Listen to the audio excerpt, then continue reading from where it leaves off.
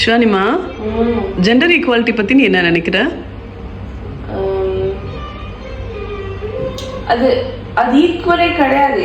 as in it's not apples to apples. men வேற women வேற தான். மேல வந்து ஒரு சுப்பீரியர் ஜெண்டரா கன்சிடர் பண்ணிட்டு விமன் அதுக்கு ஈக்குவலைஸ் பண்றது இஸ் நாட் ஓகே. விமனை வந்து ஹியூமனிட்டியோட ட்ரீட் பண்ணாததான் வந்து உங்க ஈக்குவாலிட்டி அப்படின்னு சொல்றாங்க. Kind of moderation, that is gender equality. ஆமா, comes under gender equality again.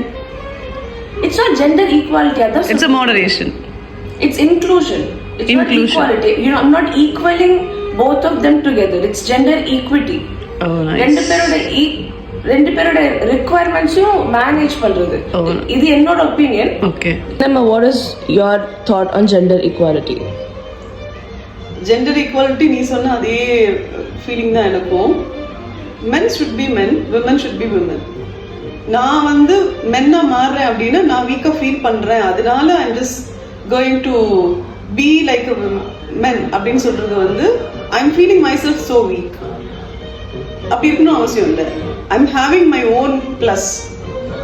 விமனா நான் என்னோட ப்ளஸ் என்னன்னு நினச்சி அதை நான் வந்து இன்னும் கொஞ்சம் மெருகேற்றிக்கணும் அப்படின்னு சொல்லுவாங்க இல்லையா, அது பண்ணினாலே போதும். we are great.